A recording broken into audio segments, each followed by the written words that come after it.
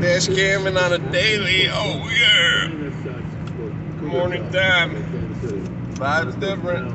Traffic's kind of a little bit, maybe a little crazier. You'll be seeing for yourself. It's a little foggy and rainy. It's an approximate 32, so it's real ready for some snow. My ice windshield this morning, no. My windshield side windows, yeah, they had some. Make it time, repping at roads, repping up roads. Alright, we're going outer south, baby, to 94 east. Actually, outer north, you know. Got it going, got it on and popping.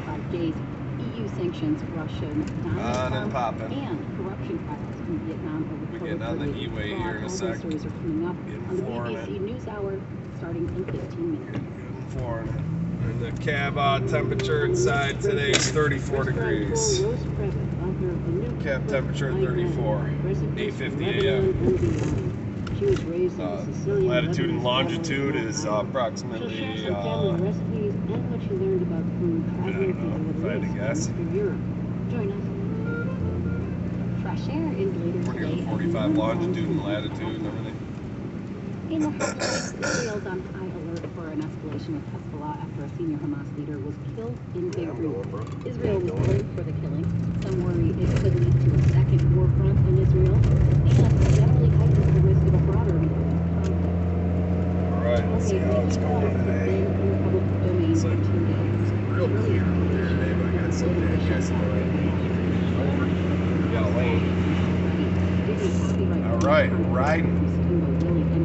Riding down the road.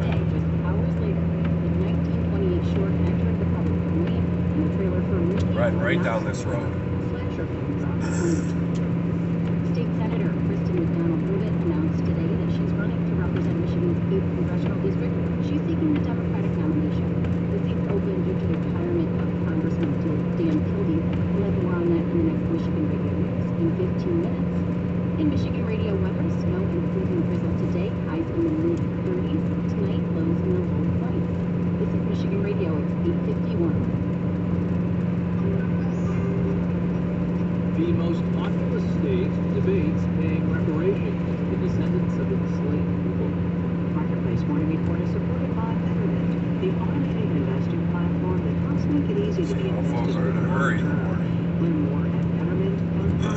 Investing involves risk. And by C3 Generative AI. I'm going 10 over. Secure, hallucination-free, LLM agnostic, IP liability-free. Learn more at C3.ai. I'm David Rangascio in New York. First, calling a post-2 years hangover, calling buyers remorse. Market started 2024 with a course reversal, especially focused on big tech companies. The NASDAQ fell 1.6% yesterday, the first trading day of the year. Marketplace's Nova Software is firm.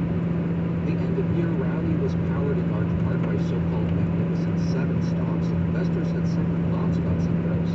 Apple lost ground after Barclays downgraded the company's shares to an effective sell recommendation over worries about sluggish iPhone and Mac sales. Nvidia shares more than tripled last year thanks to advances in artificial intelligence, with shares declined yesterday as well. A lot of the end-of-the-year stock rally was based on expectations that interest rate cuts would start as early as March. Later today, the Federal Reserve releases minutes of its last Look at these guys. They don't even stay in their lane for a second. As to whether those expectations were too optimistic or just optimistic enough. I'm Nova Software for Marketplace. NASDAQ futures are down 0.5% right now, and the bond market has also been dropping in 2024, pushing the 10-year interest rate up to 3.97%. Marketplace Morning Report is supported by UiPath. More than 10,000 organizations use the UiPath AI-powered business automation platform to put AI to work. UiPath.com/marketplace. UiPath, the foundation of innovation. And by Charles Schwab. Schwab believes every investor deserves to work at the firm they can count on, with financial consultants ready to serve clients and 24/7 live help. And by Progressive Insurance. Progressive is looking for individuals who want to join an inclusive and unique I'll get over culture. for these More guys, let them information, work down including the center application lane at a little bit. progressive.com/careers. In this new year, California lawmakers are set for an intense debate on economic reparations for black residents descended from enslaved ancestors. In 2020, California became the first state to form a reparations task force. Last June, the group issued an 1,100-page report for the state legislature to take up. State Senator Stephen Bradford, Democrat, has now introduced a bill that would create a California agency to carry out reparations when or if they get approved. Reporter Lee Hawkins has a series on reparations this week. The California Reparations Task Force spent 3 years studying and developing reparations proposals. California State Senator Stephen Bradford believes a government agency is the next step in the process before the California legislature starts looking at exact dollar amounts or benefits. That's what makes it real once you have a dedicated governmental entity that says, okay, we're charged with delivering, identifying who's eligible, and determining what reparations look like. The agency would be set up to atone for California's history of slavery and the institutional racism that is illuminated by the task force's report. For example, during the gold rush starting in 1848, up to 1,500 enslaved black people were forcibly brought to California by southern miners seeking fortune. 2 years later, California became a U.S. state, technically a free state, but miners exploited legal loopholes to sustain slavery. And even with abolition, racial violence and systemic racial injustices continued throughout the 20th century. We identified basically 12 areas that we saw the state had engaged in producing harms against the African American community. Jovan Scott Lewis is a professor at the University of California, Berkeley. He was also a member of the state's reparations task force. Things like Trucks aren't supposed to be going 20 over in the left lane. This guy is. Contemporary gentrification, which really are the kind of consequences of what we can think of as the practice of redlining that we done in the 1930s. That guy's going 30 The over. task force cited disparities in housing, healthcare, criminal justice, and business ownership. It's kind of an evolution. And it provided a formula for calculating the resulting economic losses. But the report doesn't mention specific payment amounts for reparations, which is the most controversial aspect. Last month, the San Francisco Reparations Committee proposed a $5 million compensation package for each qualifying black adult. This, a number that California State Senator Bradford clarifies, did not originate from the overarching state task force. What we identified again was the wealth gap between white families and black families again at $360,000. So that was our starting point. So I think the $5 million that you hear right now, that's just a distraction. That's those naysayers who are finding any reason not to support reparations. Richard Rothstein, who wrote The Color of Law about government-enforced segregation in the U.S., doubts whether reparations for black Americans could even be passed in California or anywhere. They're talking about billions of dollars paid to African Americans in California. It's not going to happen. I agree completely, but they're talking about something that is much more politically unrealistic than going after specific crimes that have been committed in violation of our Constitution.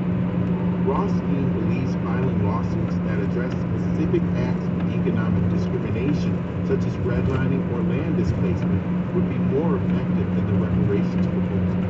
But while there may be disagreements about what's politically viable, there's one reality that people on all sides of this debate can agree on. Any path to reparations would be paved with complexity.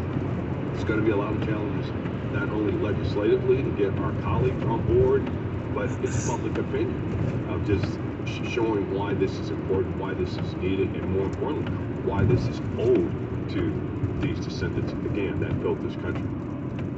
Senator Bradford's bill could face a vote in the California legislature this year. Our series this week Steve is called Boncaccio. Golden Promises, the battle over slavery reparations in California. Our coverage with reporter Lee Hawkins is also accumulating online at marketplace.org.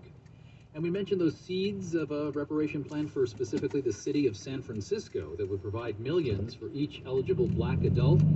Last month, that city's mayor, London Breed, announced spending reductions that would cut the budget for that city's Office of Reparations. In New York, I'm David Brancaccio. This is the Marketplace Morning Report.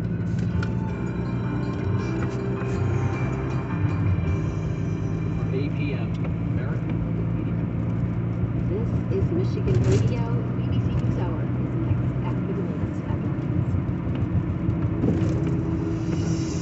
Your shadow can do it, but you can't. Everybody learns in physics that light speed is a daily phenomenon of our physical world, but trying to make it work for human purposes opens a box of paradoxes that science has yet to untangle. I'm April Baird. Join us for a lesson in relativity for beginners with Michigan Tech astrophysicist Robert Nemiroff next time on Stateside.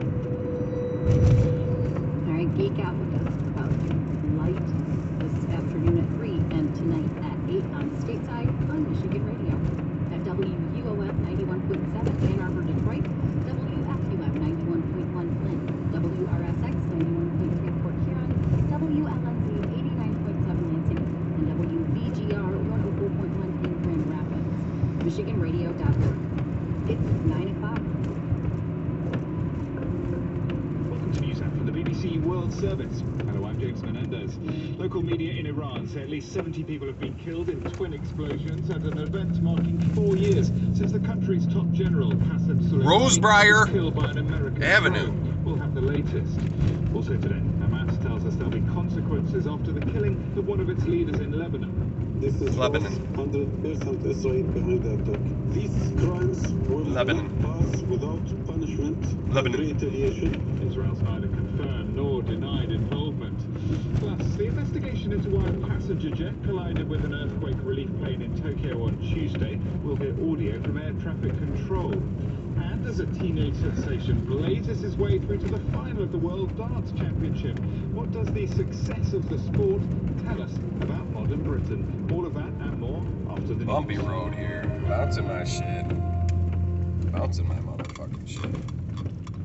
Yeah. BBC News Swing with out. Sue Montgomery. It's a weird little arm. It's on the, top little hanger hook thing, little handle. Explosions in It's on that. southeastern Iran, near the grave of a top Revolutionary Guards commander who was killed in 2020 in a U.S. drone strike.